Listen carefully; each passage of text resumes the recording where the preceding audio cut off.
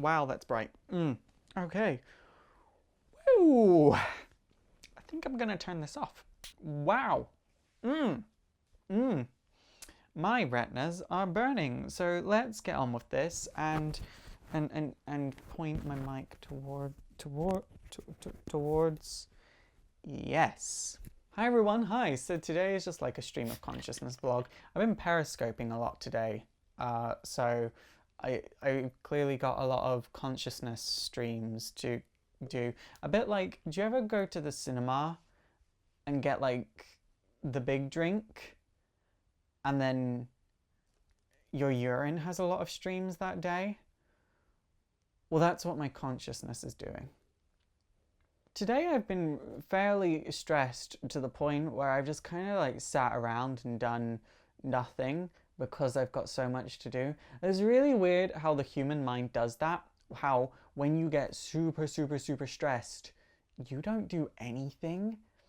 And it's very counterproductive. And you need to push through that. But how? How does one push through the, oh my god, I'm so stressed, I've got so much to do, let's not do anything bubble? Because you literally don't do anything. You know what I did today? I sat at my computer desk going, I need to get started working.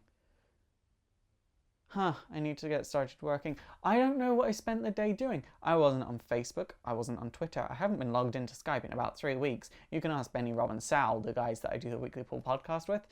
I haven't been on Skype in ages. I wonder if they're still alive. I've been stressed in general about life and stuff at the moment. It's not something I particularly want to share with you guys. It involves other people that you might know of, and I don't really want to share like our personal lives together that much unless they're comfortable with it, which I doubt they will be. I learned a while ago, about a year ago, that not calling people out on the internet is sometimes the easier thing to do. I'm sorry, Watch Mojo. I'll never do it again.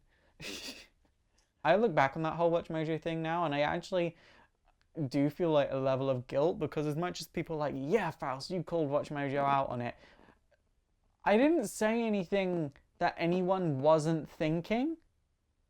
And so I'm just like, why is no one else calling them out on it? And I've just put it down to no one cared as much as me. And so then I had to ask myself, why did I care so much that they weren't representing my channel properly? I shouldn't have cared.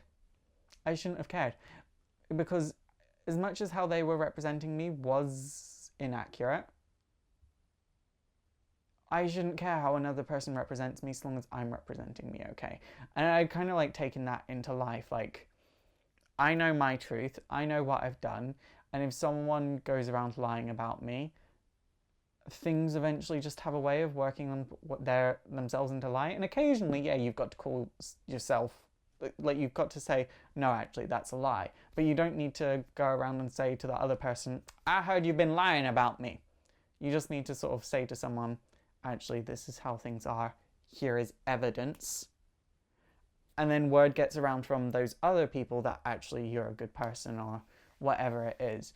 So I'm just kind of like chill now when it comes to like people bitching about me, and just kind of like I stand up for me to the people that matter, and the people that are gonna bitch, I let them bitch. Everything just comes down to, are you a good person? Oh, you're not a good person? Okay, goodbye, bye-bye now. And then they're just not a factor in my life. Even if I've got like someone that betrays me, or I've got a friend that I feel like they're hurting me, you kind of get to a point in life where you're just like, that's fucked up, bye. And then you let go. And letting go sometimes hurts for a few days, but you don't hold on to those emotions. And that's something I've had to do a lot this year, and I will admit it's like done a toll on me in a big emotional way because it's happened multiple times this year. But at the same time, I don't necessarily think that I'm worse off for it. I think that it's just something that has to happen to everyone. And it happens in all relationships.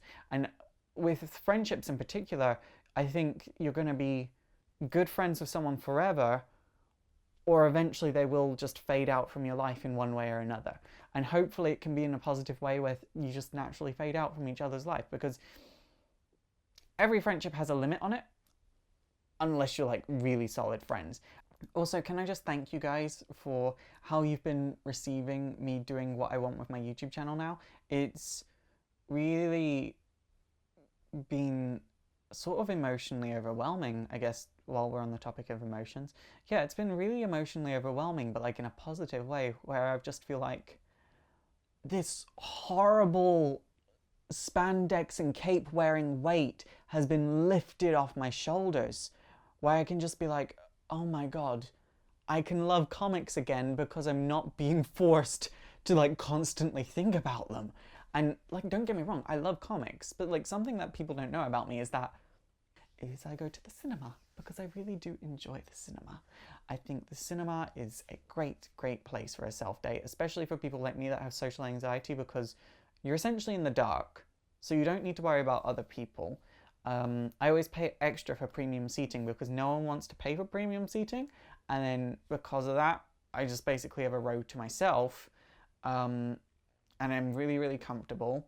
It's totally anonymous. I have dark hair now, so I basically just blend in. I'm like floating teeth. Yeah, I really, really enjoy taking myself out on a self-taint. Date. Don't like taking myself out on a self-taint. Don't be a self-taint. Be a self-date.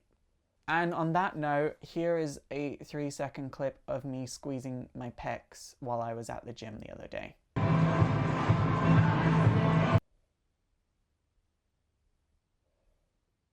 Okay, bye!